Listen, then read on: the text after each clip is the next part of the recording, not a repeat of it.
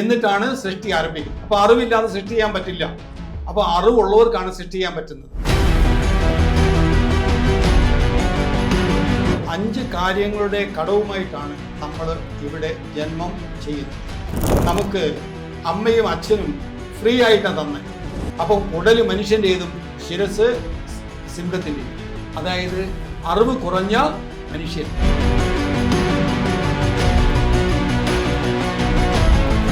മനുഷ്യൻ എന്ന നിലയ്ക്ക് ഒരു മനുഷ്യനായി കഴിഞ്ഞാൽ അവൻ ഈ ത്രിലോകങ്ങളെയും കീഴടക്കാം. ധർമ്മം, അർത്ഥം, കാമം, മോക്ഷം ഇവ 4 ഉൾക്കൊള്ളുന്ന ആളാണ് ഭഗവാൻ. ഇന്നത്തെ ജനാധിപത്യം മഹാഭാരതത്തിന് സംഭാവനയാണ്. ഇപ്പൊ യോഗക്ഷേമം മഹാമ്യഹം എന്ന് പറഞ്ഞാൽ ഇല്ലാത്തത് നമ്മൾക്ക് തരികയും അതിനെ നിലനിർത്തി തരികയും ചെയ്യുന്നതാണ് ക്ഷേമം. ആധുനിക സയൻസിന്റെ ഭാഷയിൽ പറഞ്ഞാൽ ആദ്യത്തെ ജീവൻ സ്പന്ദിച്ചത് ജലത്തിലാണ്. വാമനനായിട്ട് ഭഗവാൻ അവതരിക്കുമ്പോൾ ഈ വാമനന് സർവ്വതും കൊടുത്തത് ഈ പ്രകൃതിയാണ്. അപ്പോൾ വെള്ളത്തിൽ കൂടുതൽ അതിന് ജീവിക്കാൻ പറ്റും, കരയിൽ കുറച്ചേ പറ്റൂ. അതിൻ്റെ സഞ്ചാരം, അതിൻ്റെ വേഗതയും കുറവാണ്. വിഷ്ണു എന്ന് പറഞ്ഞാൽ വ്യവേഷ്ടി ചെയ്ത് വിഷ്ണു എല്ലാത്തിനും വ്യാപിച്ച് ഈ ലോകത്തെ നിലനിർത്തുന്ന ആളെന്നാണ് അർത്ഥം. ആ സന്യാസം എന്നുള്ള മഹത്തായ ആ കാര്യത്തിലൂടെ എന്താണോ ഒരു ആചാര്യൻ നേടേണ്ടത് അത് നേടിക്കഴിഞ്ഞാൽ പിന്നീട് സന്യാസവും. നമസ്കാരം. ദി അമേസിംഗ് റേ എന്ന ചാനലിലേക്ക് ഏവരെയും സ്വാഗതം ചെയ്യുന്നു. ഇന്ന് നമ്മുടെ അതിഥിയായി എത്തിയിട്ടുള്ളത് ഗണിത ജ്യോതിഷ ചക്രവർത്തി പുരസ്കാരം നേടിയ കുഴിപ്പള്ളി NK നമ്പൂതിരിയാണ്. ഭാരതീയ ജ്യോതിഷ വിചാര സംഘം മുൻ സംസ്ഥാന പ്രസിഡന്റാണ് ഇദ്ദേഹം. തന്ത്രിമണ്ഡലത്തിലെ സ്ഥിര അംഗം കൂടിയാണ്. സർ, അങ്ങ് ഈ ചാനലിലേക്ക് സ്വാഗതം ചെയ്യുന്നു. നമസ്കാരം. എനിക്ക് കുറച്ച് സംശയങ്ങളുണ്ട്. ജ്യോതിഷം എന്നത് ഈ ലോകത്തെമ്പാടും നടന്നുകൊണ്ടിരുന്ന ഒരു സംഭവമാണ്. നമുക്കറിയാം, പാശ്ചാത്യ രാജ്യങ്ങളിലായും പലതരം ജ്യോതിഷമുണ്ട്. ഭാരതീയ ജ്യോതിഷത്തിനെ പറ്റിയാണ് നമുക്കറിയേണ്ടത്. അതിൽ തന്നെ നമ്മൾ ഇന്നത്തെ പുതിയ ജനറേഷൻ എന്ന് പറയുന്നത് മാതാപിതാക്കൾക്ക് വേണ്ടത്ര പ്രാധാന്യം നൽകുന്നില്ല. നമുക്കറിയാമല്ലോ, മാതാപിതാ ഗുരു ദൈവം എന്നാണ് ആ കോൺസെപ്റ്റ്. അപ്പോൾ നമ്മുടെ മാതാവിനെയും പിതാവിനെയും ഏത് രീതിയിലാണ്, ഏത് കാഴ്ചപ്പാടിലൂടെയാണ് നമ്മൾ കാണേണ്ടത്? എങ്ങനെയാണ് അവരെ വന്ദിക്കേണ്ടത്? എത്രത്തോളം ബഹുമാനം അവർക്ക് നൽകണം? എല്ലാ പ്രേക്ഷകർക്കും നമസ്കാരം. ബ്രഹ്മാനന്ദം പരമസുഖദം കേവലം ജ്ഞാനമൂർത്തിം ദ്വന്ദ്വാതീതം ഗഗനസദൃശം തത്വമസ്യാദിലക്ഷ്യം ഏകം നിത്യം വിമലമചലം സർവധീ സാക്ഷിഭൂതം ഭാവാതീതം ത്രിഗുണരഹിതം സദ്ഗുരും തം നമാമി. നമ്മുടെ ഭാരതീയ സനാതന സംസ്കൃതിയിൽ 5 കാര്യങ്ങളുടെ കടവുമായിട്ടാണ് നമ്മൾ ഇവിടെ ജന്മം ചെയ്യുന്നത്. മനുഷ്യനായി നാം ജനിക്കുമ്പോൾ 5 വിഭാഗത്തോട് നമുക്ക് കടപ്പാടുണ്ട്. ആ കടപ്പാട് നിർവഹിക്കുന്നതിന് വേണ്ടി സനാതന ധർമ്മത്തിന് വളരെയധികം പ്രാധാന്യമുണ്ട്. അപ്പോൾ അതിലെ ഏറ്റവും പ്രാധാന്യമുള്ളതാണ് വേദമനൂച്യ ആചാര്യ അന്തേവാസിന മനുശാസ്തി സത്യം വദ ധർമ്മം ചര ആചാര്യായ പ്രിയം ധനമാഹൃത്യ പ്രജാതന്തും മാ വിവച്ചേൽസി സത്യാന്ന പ്രമതിതവ്യം ധർമാന്ന പ്രമതിതവ്യം ബുദ്ധേന്ന പ്രമതിതവ്യം സ്വാധ്യായ പ്രവചനാഭ്യാം ന പ്രമതിതവ്യം മാതൃദേവോ ഭവ പിതൃദേവോ ഭവ ആചാര്യദേവോ ഭവ അതിഥിദേവോ ഭവ. ഇത് നമ്മുടെ ഋഷിമാരുടെ ഒരു അനുശാസനമാണ്. അമ്മയെ ദേവതയായി കാണണം, അച്ഛനെ ദേവതയായി കാണണം, ആചാര്യനെ ദേവതയായി കാണണം, അതിഥിയെ ദേവതയായി കാണണം. ഈ അതിഥി ദേവോ ഭവ തുടങ്ങിയ ഇത്രയും ശ്രേഷ്ഠമായിരിക്കുന്ന ആ ഒരു സംസ്കൃതി, അമ്മയെ എന്തുകൊണ്ടാണ് ദേവതയായി കാണണം എന്ന് ഋഷി നമ്മളെ നിർദ്ദേശിച്ചത്? ഇപ്പം നമുക്ക് 2 കണ്ണുകളുണ്ട്, 2 ചെവിയുണ്ട്. അപ്പോൾ ഈ 2 കണ്ണുകൾ നമുക്ക് അമ്മയും അച്ഛനും ഫ്രീ ആയിട്ടാണ് തന്നെ. അമ്മയ്ക്കും അച്ഛനും നമ്മൾ അതിനു വേണ്ടി ഒന്നും കൊടുത്തില്ല. 2 ചെവികൾ നമുക്ക് തന്നു, അത് ഫ്രീ ആയിട്ട് തന്നു. അപ്പം യോഗക്ഷേമം മഹാമ്യഹം എന്നൊരു ചൊല്ല് ഭഗവത്ഗീതയിലുണ്ട്. അപ്പം യോഗക്ഷേമം മഹാമ്യഹം എന്ന് പറഞ്ഞാൽ ഇല്ലാത്തത് നമ്മൾക്ക് തരികയും അതിനെ നിലനിർത്തി തരികയും ചെയ്യുന്നതാണ് ക്ഷേമം. ഇല്ലാത്തത് നമുക്ക് തരുന്നത് യോഗം, അതിനെ നിലനിർത്തുന്നത് ക്ഷേമം. അപ്പോൾ യോഗത്തെയും ക്ഷേമത്തെയും അച്ഛനും അമ്മയും നമ്മൾക്ക് നൽകുന്നു. ഇപ്പം നമ്മൾ ഒരു ചെറിയൊരു ഉദാഹരണം പറഞ്ഞാൽ, ഇപ്പോൾ മാഡത്തിൻ്റെ കണ്ണ്, ഒരു കണ്ണിന് നമുക്ക് വില മതിക്കാനാവുമോ? ഇല്ല. ഒരു 50 കോടി രൂപ തരാമെന്ന് പറഞ്ഞാൽ നമ്മളത് കൊടുക്കുമോ? ഇല്ല, കൊടുക്കില്ല. ചെവി ഒരു 50 കോടി രൂപ തരാമെന്ന് പറഞ്ഞാൽ നമ്മുടെ ചെവി നമ്മൾ കൊടുക്കില്ല ആർക്കും. അപ്പൊ അതിലെ ഈ ശരീരത്തിലെ ഓരോ അവയവങ്ങളും വിലമതിക്കാനാവാത്തവയാണ്. അവയെ നമ്മൾക്ക് തരികയും അതിനെ നിലനിർത്തി, എന്തുകൊണ്ട് 2 വയസ്സ് വരെയൊക്കെ ഉള്ള പ്രായത്തിൽ കുഞ്ഞുങ്ങളെ എന്ത് ചെയ്യും? കൈക്ക് പിടിച്ചോണ്ട് നടക്കും. പിടിച്ചോണ്ട് നടന്ന് കണ്ണു പോകരുത്, ചെവി പോകരുത്, അവർക്ക് ത്വക്കിനൊന്നും പ്രശ്നം വരരുത്, മറിഞ്ഞു വീഴരുത്, ഇതിനെല്ലാം പിടിച്ചോണ്ട് നടന്ന് അച്ഛനും അമ്മയും നമ്മളെ വളർത്തി. അപ്പൊ നമുക്ക് ഇതൊക്കെ തന്നു. അനന്തമായി വിലമതിക്കാനാവാത്തവയെല്ലാം നമുക്ക് അച്ഛനും അമ്മയും ഫ്രീ ആയിട്ട് തന്നു. അപ്പോൾ അങ്ങനെ ഫ്രീ ആയിട്ട് തന്ന അച്ഛനും അമ്മയെയും ദേവതയായിട്ട് കാണണം, ആരാധിക്കണം എന്നാണ് മാതൃദേവോ ഭവ, പിതൃദേവോ ഭവ, ആചാര്യദേവോ ഭവ, അതിഥി ദേവോ ഭവ എന്ന നമ്മുടെ ഋഷിമാരുടെ ദർശനങ്ങളിൽ പറഞ്ഞിരിക്കുന്ന പ്രധാന കാര്യം. ഇവിടെ തന്നെ വേദാന്തപരമായ കാര്യങ്ങളിലൂടെയും അതുപോലെ തന്നെ ജ്യോതിഷ സംബന്ധമായ കാര്യങ്ങളിലൂടെയും ജ്യോതിഷത്തിൽ തന്നെ ഏറ്റവും പ്രധാനമായിട്ട് പറയുന്ന ഒരു കാര്യം ജന്മാന്തര കൃതം പാപം വ്യാധി രൂപേണ ജായതേ എന്നാണ്. മുൻ ജന്മങ്ങളിൽ നമ്മൾ ചെയ്തു വന്നിരിക്കുന്ന കർമ്മങ്ങൾ, അതിൻ്റെ ഫലം, അതുപോലെ അതിൻ്റെ ഫലമായിട്ടാണ് ഈ ജന്മത്തിൽ നമുക്ക് പല കാര്യങ്ങളും ജീവിതാനുഭവമായിട്ട് വരുന്നത്. അപ്പോൾ അങ്ങനെ ജന്മാന്തര കൃതം പാപം വ്യാധി രൂപേണ ജായത എന്ന് പറയുന്നത് പോലെ തന്നെ ജന്മാന്തരത്തിൽ ചെയ്ത സുഹൃത കർമ്മങ്ങൾ നമുക്ക് നന്മയായിട്ടും വരും. അങ്ങനെ ജന്മാന്തരങ്ങളിലൂടെ ഒരു വലിയ യാത്ര, ജന്മാന്തരങ്ങളിലൂടെ ഒരു വലിയ യാത്രയുടെ അവസാന കണ്ണിയിലേക്ക് എത്തുകയാണ് നമ്മളൊക്കെ. അപ്പം അങ്ങനെ ആ ജന്മാന്തരങ്ങളിൽ ഇപ്പോൾ പുരാണങ്ങളിൽ പറയുന്ന മത്സ്യമായിട്ട് ഭഗവാൻ ആദ്യം അവതരിച്ചു എന്ന് പറയുന്നു.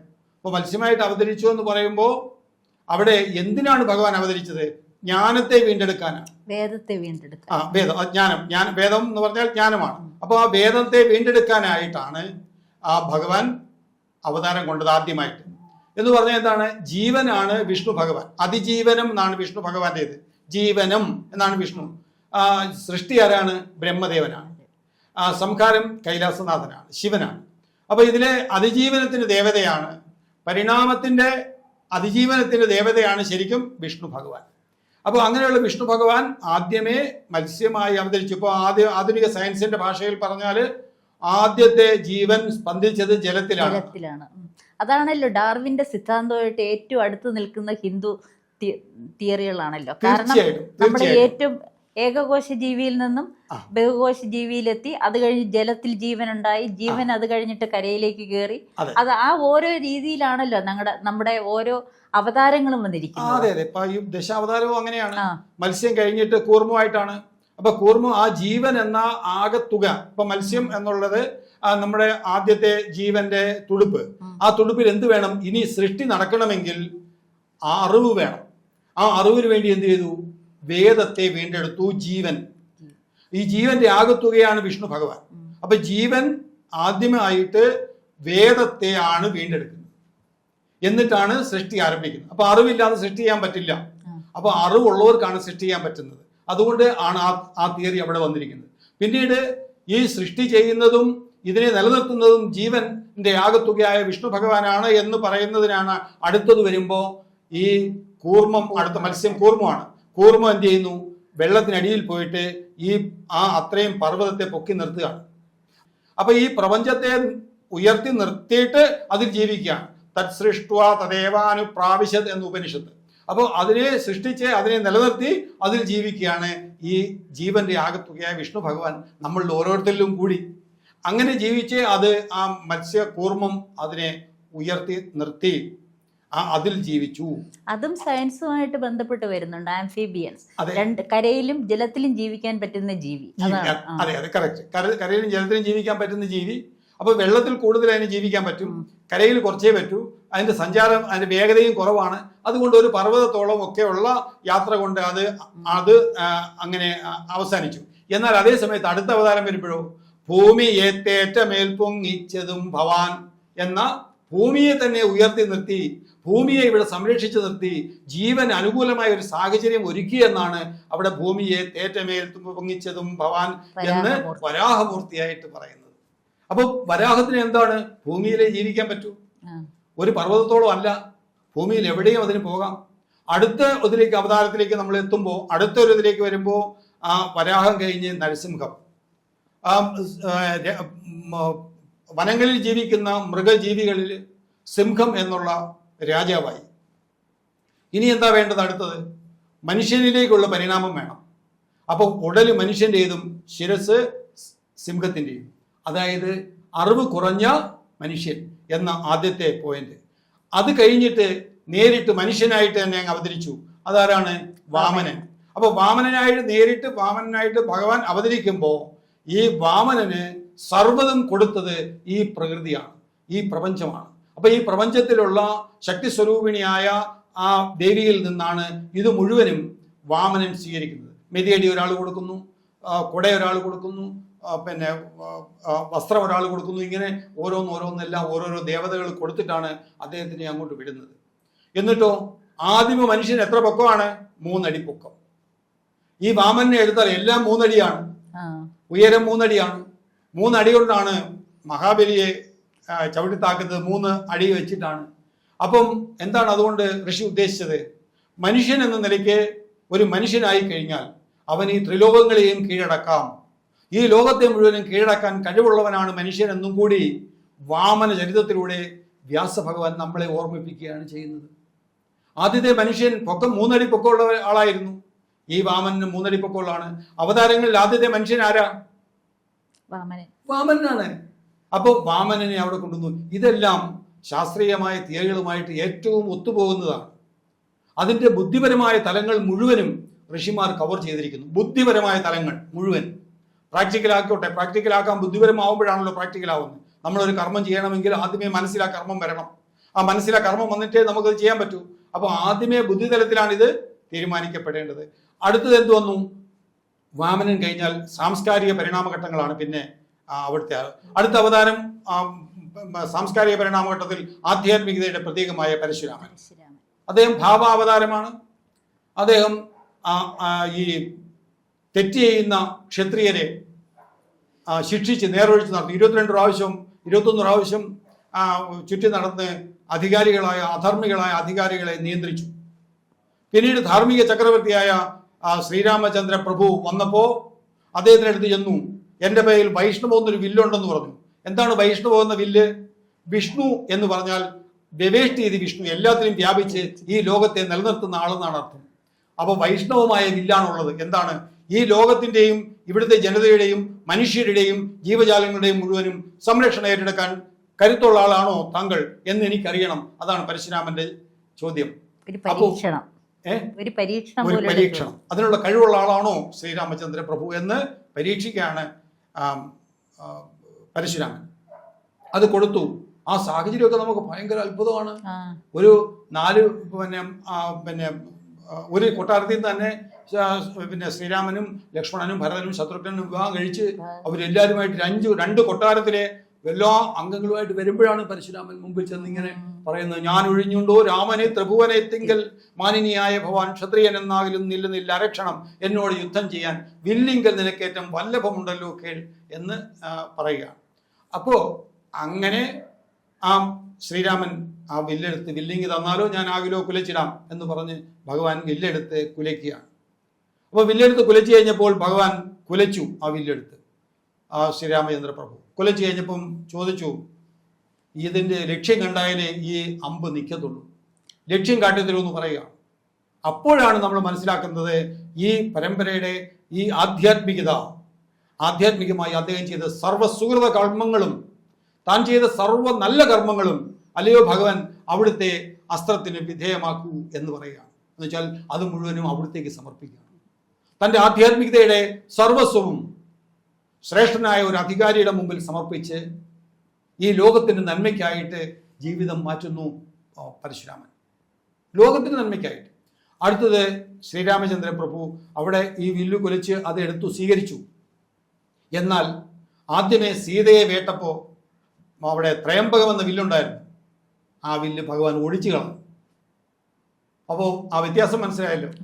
അതിനെ ഒടിച്ച് ഇതിനെ ഒടിക്കാൻ കഴിവുണ്ട്, പക്ഷേ ഇത് ഒടിച്ചില്ല. ഇത് കാരണം അതിജീവനത്തിൻ്റെതാണ്, മറ്റേ സംസ്കാരത്തിൻ്റെയും കൂടിയാണ്. അതേ സമയത്ത് സീതാദേവിക്ക് ഇനി ഒരു അവകാശി വേണ്ട എന്ന് ആദ്യമേ തീരുമാനിച്ചു ശ്രീരാമചന്ദ്ര പ്രഭു. അപ്പോൾ അവിടെയാണ് അതിൻ്റെ ഒരു ഇതെന്ന്. അങ്ങനെ 10 അവതാരങ്ങളിൽ അടുത്തത് ശ്രീരാമചന്ദ്ര പ്രഭു കഴിഞ്ഞ് ആ ധാർമ്മികമായ ധർമ്മത്തിൻ്റെ അവതാരമാണ് ഭഗവാൻ. എന്നാൽ അടുത്ത ആൾ വരുമ്പോൾ കാർഷികമായ സംസ്കൃതിയുടെ ബലഭദ്രരാമൻ, ഭദ്രമായ ബലത്തിൽ രമിക്കുന്നവൻ ബലഭദ്രരാമൻ. ആരാണത്? കർഷകൻ. അദ്ദേഹത്തിന്റെ ആയുധം എന്താണ്? കലപ്പയാണ്. അപ്പൊ കലപ്പ എന്ത് ചെയ്തു? അധികാരിയെ പോലും വെല്ലുവിളിക്കാൻ കഴിയുന്നതാണ് ആ കലപ്പ. എങ്ങനെ? ദുര്യോധനന്റെ കൊട്ടാരത്തിന്റെ അടിയിൽ കൊണ്ട് ഇത് ഇടിച്ചു കയറ്റി അത് ഉയർത്തി. അറിയാമല്ലോ, കഥയൊക്കെ അറിയാമല്ലോ. അപ്പോൾ അധികാരിയും കർഷകന്റെ മുമ്പിൽ ഒന്നല്ല. അധികാരിയാണ്, കർഷകനാണ് യഥാർത്ഥത്തിൽ, ഇവിടുത്തെ ജനമാണ് യഥാർത്ഥത്തിൽ അധികാരി എന്ന് അവിടെയും ഒരു ഇത് കൊണ്ടുവന്നു. തൊട്ടടുത്ത ശ്രീകൃഷ്ണ അവതാരത്തിൽ അദ്ദേഹം പൂർണ്ണാവതാരമാണ്. ധർമ്മം, അർത്ഥം, കാമം, മോക്ഷം ഇവ 4 ഉൾക്കൊള്ളുന്ന ആളാണ് ഭഗവാൻ. അങ്ങനെയുള്ള ഭഗവാൻ ശ്രീകൃഷ്ണ പരമാത്മാവ് അദ്ദേഹത്തിനെയാണ് ധർമ്മപുത്രരുടെ യാഗത്തിൽ ഏറ്റവും ശ്രേഷ്ഠനായ ഒരു വ്യക്തിയെ പൂജിക്കണം. ധർമ്മപുത്രർ യാഗം നടത്തുകയാണ്. അപ്പോൾ ആ യാഗത്തിൽ അവിടെ വന്നവരെ മുഴുവനും ആദരിച്ച് അകത്തുകൊണ്ടിരുത്തിയത് ശ്രീകൃഷ്ണ പരമാത്മാവാണ്. അപ്പോൾ അവസാനം സർവസമ്പൂജ്യനായ ഒരാളിനെ പൂജിക്കണം. ഈ യജ്ഞത്തിൽ ഏറ്റവും ശ്രേഷ്ഠനായിരിക്കണം. അതിനായിട്ട് തൻ്റെ മുത്തശ്ശനുണ്ട്, അവിടെ ഭീഷ്മപിതാമഹനുണ്ട്, തൻ്റെ ഗുരുവായ ദ്രോണാചാര്യനുണ്ട്. ഇവരെ ആരെയും അല്ല ധർമ്മപുത്രർ സെലക്ട് ചെയ്ത് ശ്രീകൃഷ്ണ പരമാത്മാവിനെയാണ്. അപ്പോൾ ശ്രീകൃഷ്ണ പരമാത്മാവിൻ്റെ വിശിഷ്ടമായ ഇത് നോക്കിയാലോ, അർജുനന്റെ തേരാളിയാണ്. അപ്പം ആ അർജുനന്റെ തേരാളിയായ ഭഗവാനെ തന്നെ സർവസമ്പൂജ്യനായിട്ട് പൂജിച്ചു ഈ ധർമ്മപുത്രരെ കൊണ്ട്. ക്ഷത്രിയനായ അല്ലെങ്കിൽ അധികാരിയായ ധർമ്മപുത്രരെ കൊണ്ട് പൂജിപ്പിക്കുകയാണ് അവിടെ നടക്കുന്നത്. എന്ന് പറഞ്ഞാൽ അർത്ഥം എന്താണ്? ഇന്നത്തെ ജനാധിപത്യം മഹാഭാരതത്തിന് സംഭാവനയാണ്. ഇന്നത്തെ ജനാധിപത്യം പോലും മഹാഭാരത സംഭാവനയാണ്. കാരണം ഒരു സാധാരണ മനുഷ്യനെ അധികാരിയെ കൊണ്ട് പൂജിപ്പിക്കുകയാണ് അവിടെ. ശരിയല്ലേ? സർവസമ്പൂജ്യനായിട്ട് ഒരു ജനത്തെ പൂജിക്കുകയാണ് അവിടെ ചെയ്തത്.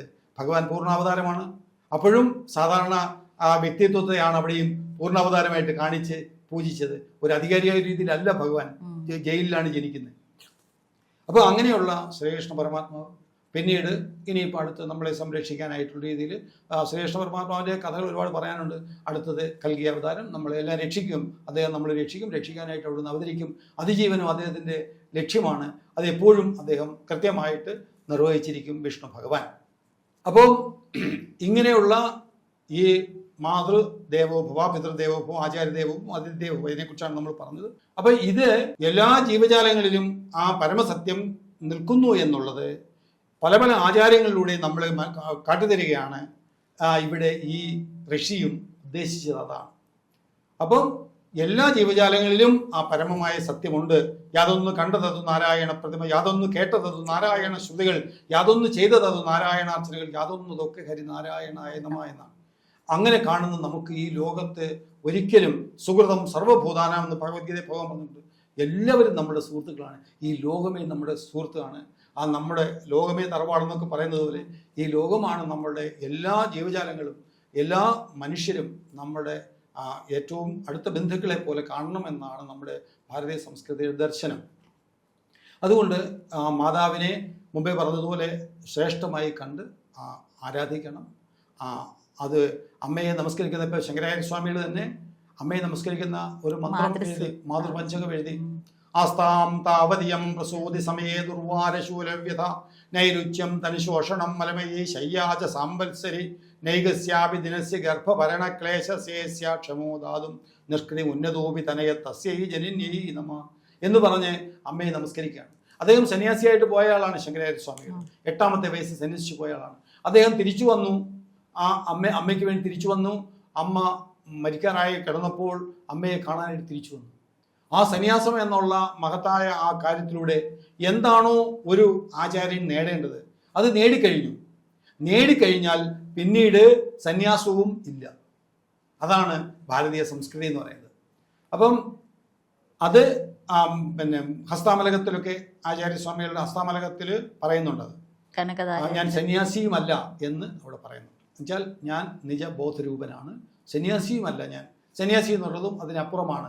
അപ്പം അത് അന്ന് ആചാര്യസ്വാമികൾ എന്നിട്ടും മാതൃഭാവത്തോടുള്ള അദ്ദേഹത്തിൻ്റെ ആ അപാരമായ സ്നേഹം അദ്ദേഹം മടങ്ങി വന്ന് അമ്മയെ നമസ്കരിക്കുകയാണ് ചെയ്തത്. അപ്പം അങ്ങനെ അമ്മയെ വന്ന് നമസ്കരിച്ച ആചാര്യസ്വാമികൾ ആ മാതൃപഞ്ചകം എന്നുള്ള ഈ മന്ത്രം ചൊല്ലി അമ്മ കുട്ടിക്കാലത്ത് തനിക്ക് വേണ്ടി ചെയ്ത കുറേ കാര്യങ്ങളൊക്കെ അവിടെ എടുത്തു പറയുന്നുണ്ട്. അപ്പം അങ്ങനെ അത് ആ മാതൃസ്ഥാനത്തിന് നമ്മുടെ ലോക ഗുരുവായിരിക്കുന്ന ആചാര്യസ്വാമികൾ പോലും അമ്മയ്ക്ക് ഇത്രയും പ്രാധാന്യം കൊടുത്തു എങ്കിൽ ആ മാതൃഭാവം അവർക്ക് വേണ്ടിയുള്ള ഇനിയുള്ള ബലികർമ്മങ്ങളോ മറ്റു കാര്യങ്ങളോ എന്തു തന്നെയായാലും അത് നമ്മൾ തുറന്ന് ചെയ്യേണ്ടതാണ് എന്ന് ആചാര്യസ്വാമികൾ, പിന്നെ ഈ പറഞ്ഞ ശ്രീകൃഷ്ണ പരമാത്മാവ് എല്ലാവരും നമ്മളെ അത്തരം കാര്യങ്ങളിൽ ഭഗവത്ഗീതയിലൊക്കെ നിർദ്ദേശിക്കുന്നു.